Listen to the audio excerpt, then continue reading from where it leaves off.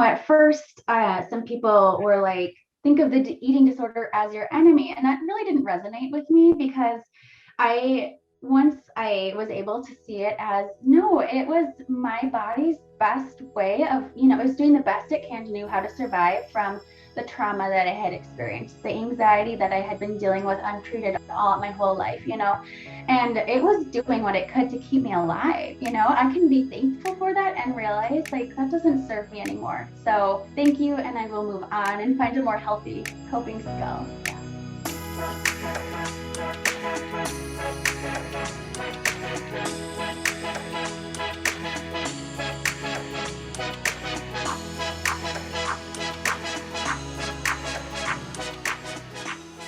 All right, welcome back to You Need a Counselor podcast. My name is Julie Johnson. I am the president and founder of Heart and Solutions. We are a mental health and behavioral health counseling agency here in Iowa. We're still doing telehealth sessions, so on the phone, on the computer. We are also doing in-home sessions. We're doing in-school sessions, and we're doing sessions in each of our 6 office locations. I'm Chrissa. I am the vice president at Heart and Solutions in charge of our Behis department. So Behis stands for Behavioral Health Intervention Services, and that's where we go in-home and work with kids ages 4 through 18 on different behavioral skills. And we can also see the kids in the school, in the office, or telehealth, like Julie mentioned as well. And this is our podcast, You Need a Counselor. So we are designed for people curious about counseling but have barriers keeping them from experiencing the benefits of counseling. Our mission is to share stories about counseling, good, bad, and indifferent, and spread the message that everyone can benefit from mental health and behavioral health counseling services. Yeah, so we post on Sunday nights at 5 p.m. Central. So batch up your laundry or batch up your food prep, any task that you don't like doing, just do it once a week. And that gives you the entire week. If you listen to us on Sunday night, that gives you the entire week to call your counselor, get set up and scheduled with a counselor or with any of our guests from that week's show. So Sunday nights, 5 p.m. Central. We always have a new episode on there. All right, so we've got a very special guest today. We've been looking forward to this one, so we're really excited today. We've got Heather DeWitt with us today. Let me tell you a little bit about Heather, okay? I need to brag a little bit about Heather. So Heather is a behavioral health intervention counselor with Heart and Solutions. So you'll hear us say the word Behis. We're not saying BS, we're saying Behis, BHIS, behavioral health intervention. Okay. So Heather is a behavioral health intervention counselor here at Heart and Solutions out of our Grundy Center office. Also is a student currently pursuing her master's degree in marriage and family therapy. And I don't think we've had a marriage and family therapist on the podcast yet. So I'm really very excited to hear about this. Heather, also, this is Heather's second career. She was also a teacher for a long time and brings those same skills, those working with children, working with their parents, helping to support people into her current position as a Behis counselor. So welcome, Heather. Thank you so much for being here. Thank you for having me. We are so excited to hear from you. So one of the things that I just need to ask right off the bat is, how did you go from being a teacher and working in the school systems to now being a behavioral health counselor and pursuing your master's degree in marriage and family therapy? Yeah. Oh man. Well, that's a loaded question. So get ready. We're ready for a loaded answer. Yeah. Yes. So I actually, I've always been, not always, ever since, even when I started my teaching degree, I was interested in mental health.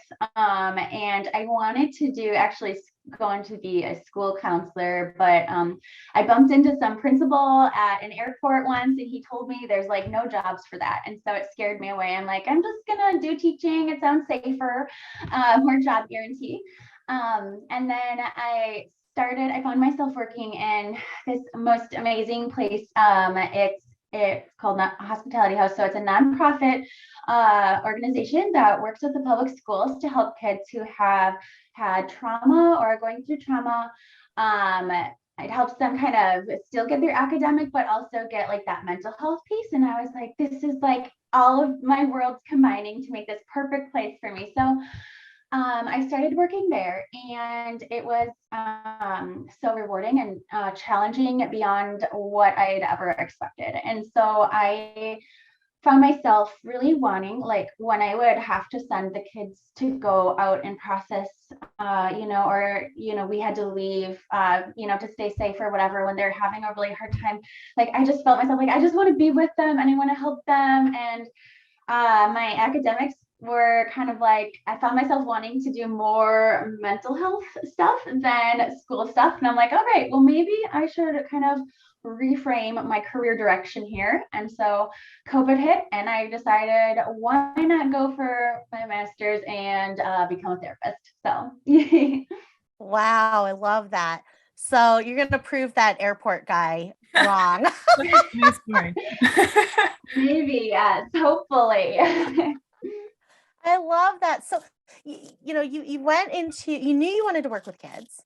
Oh, yeah. And so you went into teaching early childhood education, Mhm. and then realized through that the academic stuff extremely important, Yeah. but that your heart was kind of leading you out the door into the other room with the kiddos that Yeah. were needing your support and needing your help at that time. Yeah, and I think a lot of it, kind of came from my own experience in school. Like, I went to a very strict, very rigid private school, and it was very rote memorization. So I, went there the whole time. My mental health was plummeting. I thought I was stupid. I wasn't getting the grades, and everything, even though I was working my butt off. And I was like, this doesn't seem right. Like, I know I'm not dumb or whatever. And then I think really that class in, like, my elementary ed, like math and like all the psychology and stuff, and like learning like about the brain's development, and like how we in the school system are like demanding kindergartners to be sitting for so long or whatever, when developmentally, like, that's 5 minutes maybe is the expectation, and so it kind of like was really inspiring for me with that. And I was like, oh, well, like, if we actually listen to how our bodies work and we, teach with that in mind, so much more can happen. And yeah. So that leads beautifully into one of your quotes that you shared with us, which is, if you listen to your body whisper, you won't need to hear it scream. I Yeah. love that. Tell us more about what that means for you. Oh my goodness. So that one's really personal for me. So when my first year of college started, speaking of like the academics and mental health colliding, it really collided for me here. So I was just having a really hard time.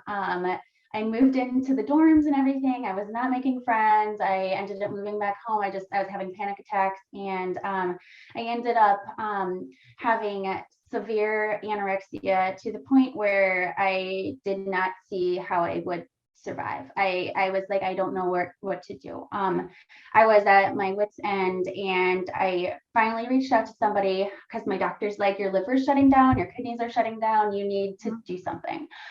And she pointed me the direction of a eating disorder rehab facility. So I dropped out of college, and for a little bit, and I went there for about a semester or so, a few months, in residential treatment. And then I kind of worked my way down to like a day treatment, then an outpatient treatment. And it really showed me like how, and like, when I was trying to get through that first year, my body was telling me like, Heather, something's wrong. Like, you need to slow down, you need to take care of some things. And I was trying to ignore it, and it was just making it so much worse and worse and worse. And then when my body was finally screaming, right, it was like, nope, like, you're done. Like, you need to listen to me. I'm going to demand your attention. And when I was able to do that and deal with it, I went back to college, and it was like, oh my gosh, this is so much less stressful. This is actually enjoyable. Like, I'm getting good grades. Like, it was like a complete transformation. And so, yeah.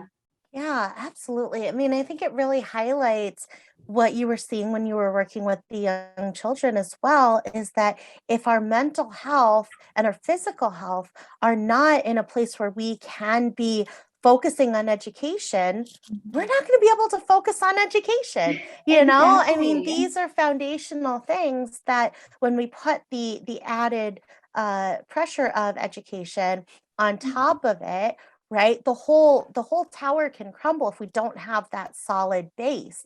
And then I think that societally, and I think as you identified in some of the educational circles, and I think just as humans, we kind of think that, well, it was the education, right? Like maybe I'm just not good at school. Like maybe that's just not right. Like we blame the last straw, right, for those things. And really what it is that our foundation, we hadn't addressed our foundation. And so then going back and in your story, I love this. You went back and you said, okay, where in my foundation do I need to build these things stronger, right? And then when your foundation was strong, you went back to education. You were like, wow, I can put this block, this educational block, right on top of my tower, and it's staying there. Exactly. Yeah. Yeah. Wow. So tell me about what it was like to move from inpatient treatment. I love the phrasing that you used. You know, you worked your way into outpatient, you worked your way into day, right? Tell us about that process. What was that like for you, kind of having that goal there and knowing like it's me? Because what I love about that too is you're giving yourself the credit where credit is due, right? I worked my way through the program. Tell us about that. What was that like for you? Yes. Well, it was definitely some of the hardest work that I've ever had to do.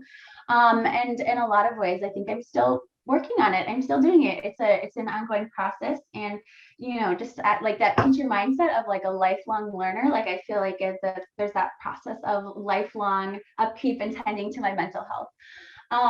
But yeah, I think a lot of it, I was trying so hard to be perfect in every way. And a lot of it is undoing all of these unhealthy thinking styles that I had been really clinging to for so long, and challenging those and rewiring my brain. And, that takes a lot of work and a lot of energy. And I was fighting it tooth and nail. Like I didn't want to give up my classes. I didn't want to drop out of school for a while. And I was finally, working with a therapist, and she's really like, Heather, this is like the most important work to do right now if you want to be able to meet these other goals you have, and you really need to have to focus on it. And so I was like, well, I have nothing else to lose at this point, so why not try it? And yeah, it took, I would say, about 7 years for me to fully like define myself as feeling like recovered, right? So it's like this really long journey,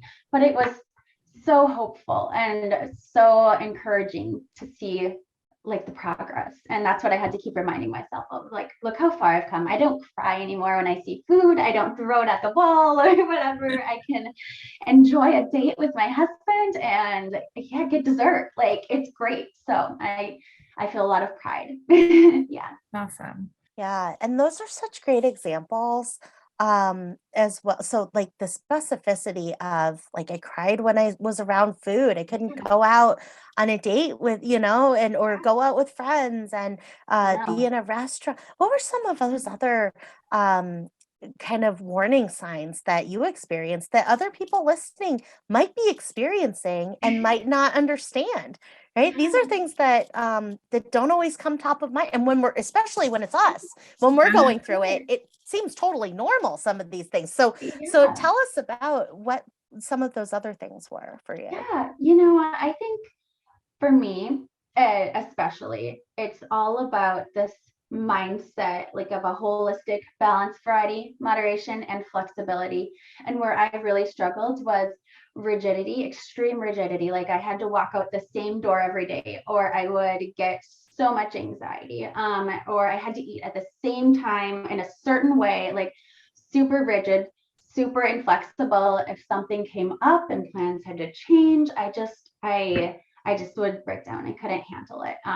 You know, and it makes sense when I think back to like my brain is kind of was existing in this very like tense, like fight or flight mode, right? So, I mean, it makes sense. And it's not something that, you know, I need to be upset about, but just now giving my brain the new feedback, teaching it like, okay, no, these things aren't threatening. Like I can handle change, or I can handle this. And yeah, but I would say just like that rigidity and inability to be flexible with things can be a really big sign that, that's maybe like a lot of people in college can go out and order a coffee and I couldn't do that, you know? So yeah.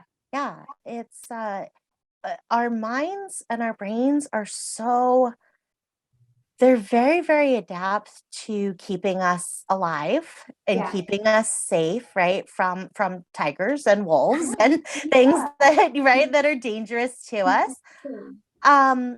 But because they're very adept at that, we can assign danger to things that aren't dangerous to us anymore. And at some point in our life, they may have been dangerous to us. And our brain goes, yep, that is danger. I'm not messing with that, right? I'm not doing that. I'm not going there, because it's trying to keep us alive. And so it can go like, thank you for trying to keep me safe from that. But I cognitively, I know that this isn't danger. Right. Exactly. Even though it feels like life or death. It does in the like it feels like, and I think that's one thing that not everybody always understands about certain types of anxiety, or, you know, I mean, eating disorders or disordered eating patterns, most of the time rooted in anxiety, rooted in trauma. And it's because we're trying to survive. We're in survival mode. And that's where I feel like I had my most healing was, you know, at first, some people were like, think of the eating disorder as your enemy. And that really didn't resonate with me, because once I was able to see it as, no, it was my body's best way of, you know, it was doing the best it can to know how to survive from the trauma that I had experienced, the anxiety that I had been dealing with untreated all my whole life, you know, and it was doing what it could to keep me alive. You know, I can be thankful for that and realize like that doesn't serve me anymore. So thank you. And I will move on and find a more healthy coping skill. Yeah. Yeah. Oh, I love that. Right. Because when we're in that situation, we're already at war with our body, right? And we're not able to listen to those whispers. We're not able to listen sometimes even to the screaming, right? Exactly. And so what I love about what you're talking about is you were able to make peace with your body. You were able to make peace and listen to what your brain was trying to tell you in order to survive, listen to what your body needed, and just really becoming in tune with those instead of fighting with it, fighting each other. Exactly. Yeah. Yeah. Oh, I love that. And so it sounds like you had a really good counseling experience. It sounds like the counselor you were working with at that time was really great for you. How did that come about? Was that an automatic feeling like that was a good fit? How was that for you? No, it wasn't automatic actually. So I went in and I had come in from kind of a mental health was still stigmatized, you know, and so it was, I mean, it still is, but it was very stigmatized to me. So I did not come in with an open mind, and my first counselor was not a good fit. And so she kind of got me where she needed to be, or I needed to be. And then from there, I found a counselor that helped me be a better self advocate. And we did end up fitting really well. And she ended up leaving. But that really showed me that I get to be kind of picky with my counselor or my therapist, because this is someone that I need to have a really good relationship with. And even if they're like the best, most credentialed person in the world, and we just don't work with our personalities or whatever, like that's okay for me to ask for a change or for someone else. And then once I found, you know, I've gone through quite a few, and I found some amazing therapists that I really get along with, and some that it's like, Yeah, no. But it's like, okay, there is someone out there just because the first one didn't work or whatever. Like there's more. And yes, you get to be as picky as you want because you're putting yourself in a very vulnerable place and a place of healing and growth. And so you need to have that trust there and that relationship. Absolutely. I love that because that for so many of us, we'll go to a counselor and it just doesn't feel right. And sometimes it's like, it's okay, right? Yeah. And then we think like, well, maybe that's what counseling is. Like, it's just all right, Right. right? And I love that you were able to try again, right? And start with somebody else and until you did find somebody, and how empowering that was for you to go, no, I get to pick who this person is, right? Like, it doesn't matter what their degrees are and all their stuff on the walls. Like, I don't need to be intimidated by that. That's still a human and I still get to Exactly. pick which human I'm going to share this information with and share my story with and share my journey with. I just think that's amazing. And it sounds like your termination with this person was valuable, because counselors change, counselors retire, they move, right? They're humans just Yeah. like we are. Things happen, and sometimes for people, we can get stuck in, well, my counselor left, so that's the end. And it sounds like in your story that even that termination was beneficial because you knew, okay, I did these things in counseling, though I did them, and I'm still me. Yes. Right? Definitely. Well, and I think I had the luxury, if you will, of having symptoms where it was like, I know I really do still need a counselor, a therapist. I need someone still, so I'm gonna have to put in the work and find them. But like I said, now I'm just like, yes, I will always say yes to that now. Yeah. Yeah. Sometimes the things that we think are going to be the worst experiences of our life, sometimes we turn around 10, 20 years later and we go, wow, if I didn't have symptoms that were external, right? If I didn't have symptoms that Yeah. other people were seeing, and would I have been able to gain all of this mental health strength, right, through Yeah. the years, that I got as really primary benefit, Yeah. right? Even Yeah. over and beyond the thing that I went in for, Exactly. because what I love about it is that you're measuring your progress, or the way you're reporting your progress is the strength of your mental health uh, processes and systems Mhm. and thoughts. And that's really what it's about. It's not the external, it's not what other people see, it's not the symptoms that other people see or experience when they're with us. It's what's going on in here that Mhm. matters. And so I love that you're able to make that distinction, because sometimes when people don't understand these kinds of diagnoses, that can get confusing. So I love Yeah. that you're setting the example for that. Yeah, I think it really has taught me to be just like seeing any sort of behaviors as a communication, and I'm really passionate about like that because it's like this is giving me information on maybe a need that isn't being met or something, that I just need. Maybe I just need some vitamin D, but it really yeah, instead of judging those behaviors, it helps me to just be more curious about them. Yeah. I love that. I think you shared something like that on Facebook this morning, and I Oh was yeah. about to steal it, and then I had to go into a meeting. But I love that it ties so well in because, I think the main post was about children, maybe, Mhm. and that behaviors in children are their communication, and it's telling us they maybe need something, and then within ourselves that our bodies are telling us things, Yeah. and that we can listen to that. I just love that. It's so empowering that It is. we ourselves, we're worthy of being listened to by ourselves. Exactly. Well, and that's where, I have a huge passion of treating children with, respect. And I feel like I've always been really good at treating other people with that sort of generosity and respect, but not with myself. So I use my relationship with my son has just really helped me with that, because like he's been really difficult this last week, and it's been able to help me realize like, oh, he's sick and he's tired, or he needs something right now. And that's his way of communicating. He doesn't have words yet. He's not even 2.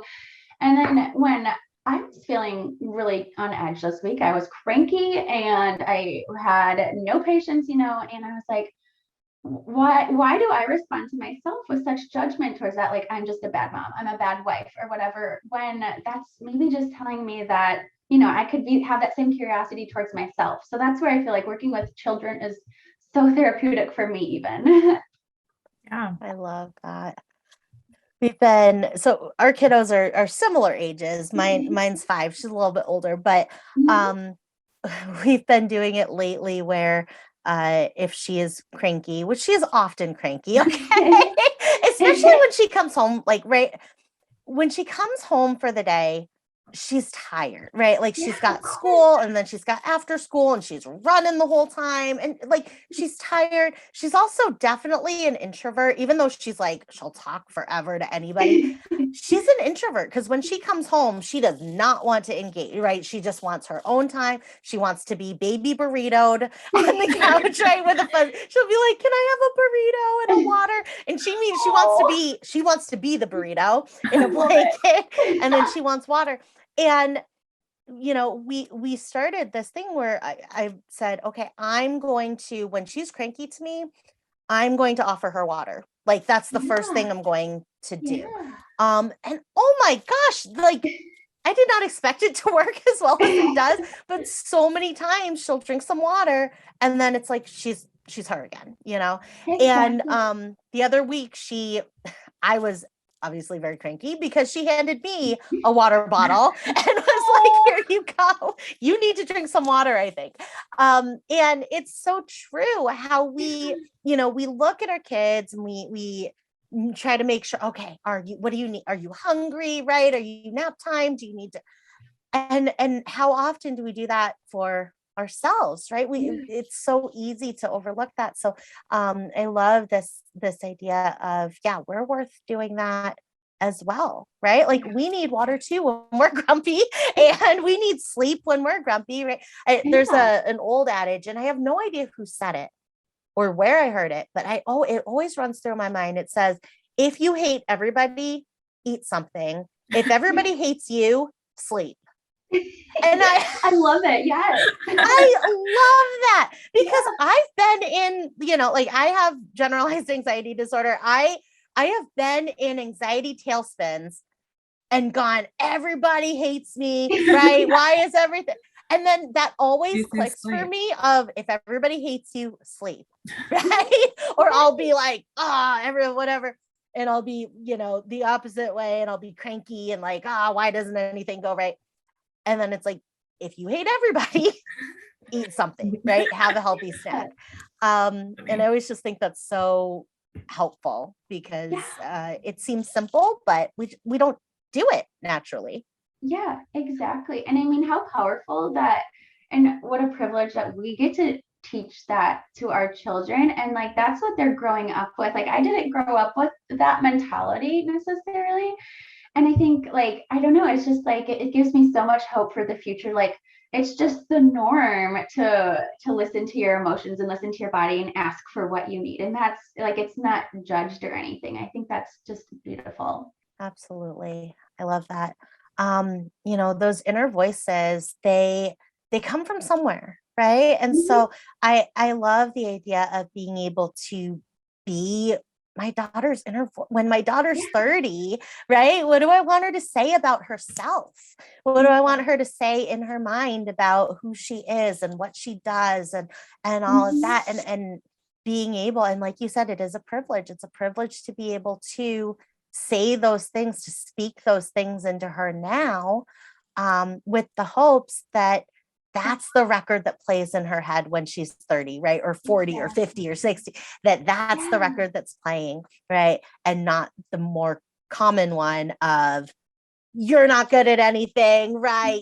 Everything about you is wrong. Like these ones, Yeah. it's not okay to make a mistake. Like these are the very common self-talk that Yeah. runs through a lot of people's heads constant, like to the point where like, if we don't stop and listen, like hear the individual threads, it's just a constant loop, Yeah. right? And Exactly. so, like you said, it is such a privilege to be able to be speaking a different narrative into Yeah. our children. And that's why I wanted to go into marriage and family therapy, because I see it really as a systematic, thing where it's like, if someone, because I want to work with children, but like, if a children has behavior issues, I don't think just working with the child alone is gonna solve anything. Maybe short term we can stop things or whatever, but long term. And so it's really like working with that whole family and even their school and their doctor and all these different places they're involved in, because when we get everyone else to kind of understand and be on board, like the more people on our team, like the more effective the change, I think. So I love that. And, sometimes a behavior is identified in a child, and then the healing just sweeps through the whole family, yeah.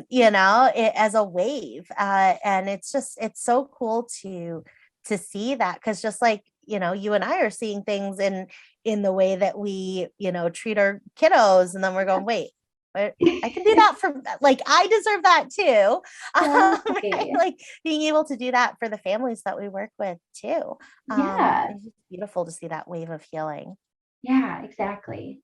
And the other quote you shared with us is, children are human beings to whom respect is due, superior to us by reason of their innocence and of the greater possibilities of their future.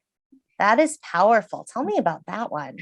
Yeah, so I have a background in Montessori education, and so if you know anything about Maria Montessori, one of her biggest views was how children will learn best when they are treated with respect. And so that's meeting them where they are individually, not as you're 4, so everyone needs to be able to do this at 4, everyone does this at 5. No, it's completely individualized. And I think so often, as adults, sometimes we forget that children are people too, worthy of respect. And if we do not show them that, if we don't model that for them, how do we expect them to give that?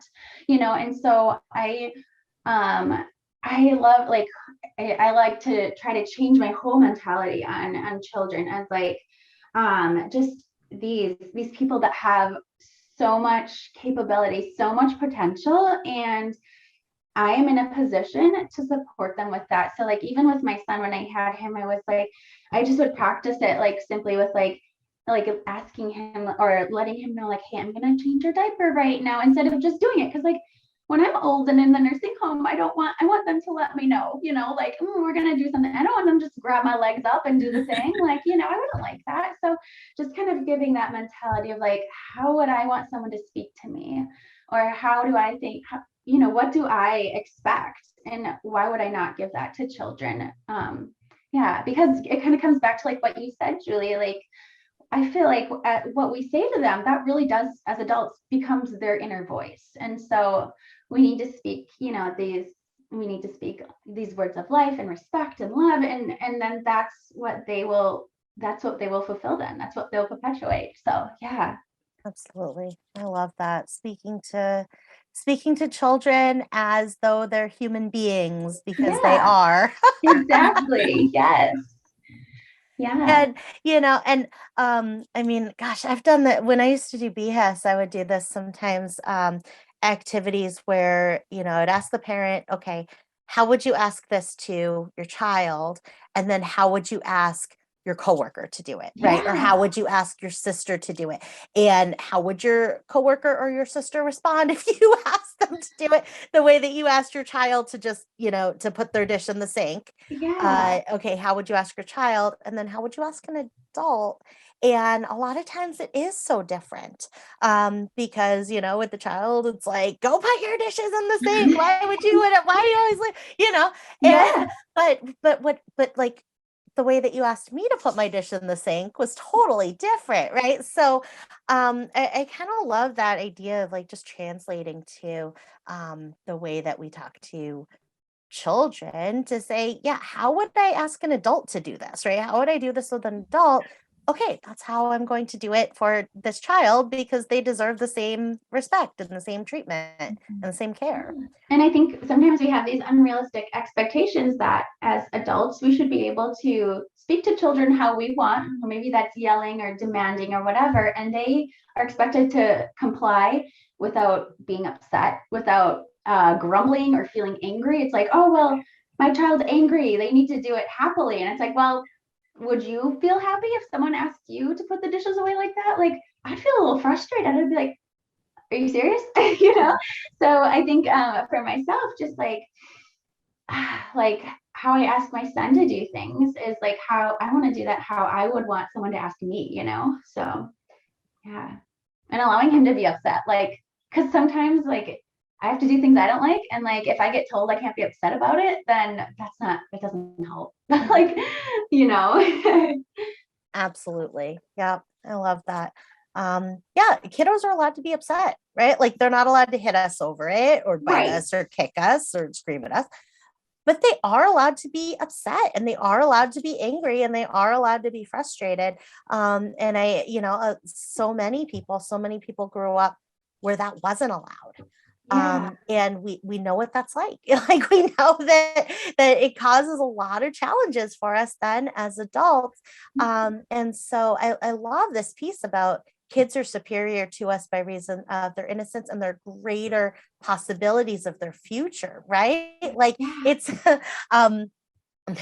there's at some point, if I ever do more writing, like one of the books that I always say I'm going to write is it's called It's Too Late for You. I love it. It's for your kids, and sometimes I do kind of feel like that for me, right? Because yes, we can do reparenting stuff, we can, right? But so much of my life has gone by. It doesn't mean that I can't always be learning. It doesn't mean that I can't always be doing new things and learning new ways of being. But for a child, and this is why I love working with kids in therapy as well. Like kids are my favorite because of that potential, because of how, gosh, I'm not fighting with things that are already pre-programmed. I'm programming, right? Exactly. And it's totally different programming versus reprogramming, right? And so I love that because I think that a lot of times there's a thought that adults are superior by reason of experience, right? Life experience and learning and all of that. The children are superior to us in that regard, in their possibility for their I future. think it's easy to get mixed up, like how our roles are different. As an adult, we know that it's gonna give your stomach ache if you're gonna eat 8 cookies, and so we have that role of setting those boundaries, but also like there's so much that just living in society that these learned things that children don't have yet. And so I just feel like I learned so much when I can just allow a child to be free of those things, and it's just amazing how much I learned from them. I think I learn more from them than they do from me, like honestly. I love that. I think that's so true. Doing Behis is just so much fun and such an experience. I mean, I think every therapist should do Behis at some point because it's just amazing how much you learn about being a human and about like being in relationships with other humans. It's incredible. I love that. So what would you say, what are some of your favorite Behis activities that you do in your sessions with kiddos?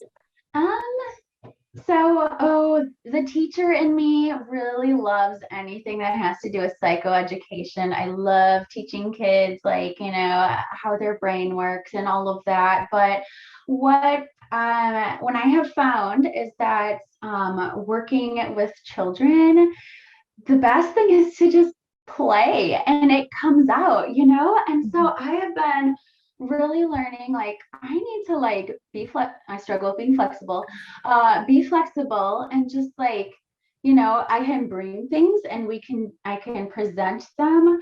But that's leaving it as a presentation and allowing the kids to take it where they want to go with it and follow their lead. And that always proves to be more effective and efficient than whatever plan I'd come up with.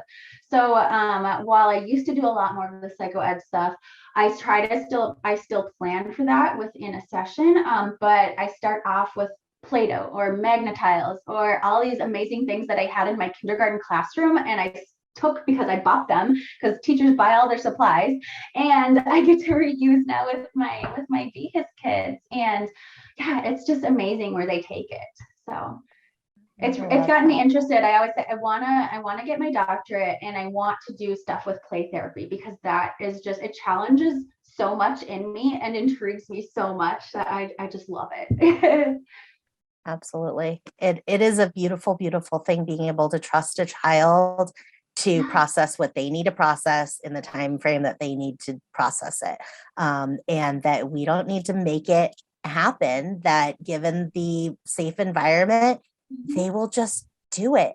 And it's miraculous. I mean, it's like how, if you plant a seed and you water it and you give it sunlight, it will just grow, and we don't have to sit there and like pull the stem up and pull the leaves out, right? Like it will just happen. It's as natural as growing a flower. Exactly. I love that. Yeah, it is just beautiful. So absolutely, that's wonderful. So if you could give a suggestion to anybody who might be either on the fence about starting counseling for themselves or for their child, what suggestion might you give that person? Well, I think if you're thinking about on the fence for your child, I would say do it yourself first, and then with that, I would say, because I always try to live by like, I'm not going to ask someone to do something I would not be willing to do myself. And so I think that's the first thing. And if your child is resistant to going, I mean, what a better way to encourage them than modeling it, right? So that's what I would say for that. And for yourself, I would kind of go back to it is helpful. It can be uncomfortable, but it should feel good. And you get to be picky with that. And if it's not a right fit, if you need to take a break, but try again, because someone is out there that you're going to just mesh with. And it's going to be like, where has this been my whole life? And so, yeah, I would encourage them with that. Like, maybe it's not a good fit for, with that therapist or in that setting. Like, let's try something else. And that's okay. They're not going to be offended. And if they are, that's on them. That's out of your circle of influence. But, that is your right. And you have the right to pursue health. And someone is out there that will be a good fit. So, yeah. Love that. Thank you. I love the modeling for, we do find that a fair amount where parents will say, well, my child they won't do it. They don't want to do it. And I love that about modeling it because if it's good for my child, it's good for me. And so I'm willing to, do that as well. I am Heather DeWitt and I need a counselor. Woohoo! Yes. Yeah. Yes, you do. So do I. So does Chrissa. Everybody. It's so funny. I do this podcast, and obviously we're all in this counseling field, and I go to counseling myself. And my daughter, my 5-year-old, like, she will play counselor sometimes. Like, she will play. She will play these things out because she's been with me in waiting rooms. Like, she knows what it is. And it's just amazing how that's just a normal part of her life. And, when she needs a counselor, which I believe everybody does, but, it's not going to be scary to her, right? It's just going to be like, okay, yeah, just like we go to the dentist, just like we go to the doctor for checkups and we get a sticker, Exactly. Yeah, I love that. Cool. All right. So if you are in Iowa and if you're in the Grundy Center area and you've got kiddos interested in behavioral health intervention, that's an in-home service. So we can do it in our office, we can do it in your home, or we can do it over the phone or via computer on telehealth, on video. So if you are interested in working with Heather here in the Grundy Center area, please give us a call at 800-531-4236, or you can send us a message at www.heartandsolutions.net, and we will get you signed up, enrolled, and ready to start working with a counselor. Like Julie mentioned at the beginning, we post new episodes every Sunday night at 5 p.m. Central. So save up that laundry or meal prepping or whatever task you may be doing and listen to us while you do that. And we can also help convince you to call a counselor or call us and get set up with Behis with Heather that week as well. So if you have any questions for us or for Heather, you can send us a message on Facebook at You Need a Counselor Podcast or a DM on our Instagram, You Need a Counselor Podcast as well. So I'm Chrissa Hunt. And I'm Julie Johnson, and we need a counselor. And so do you. Bye. Bye.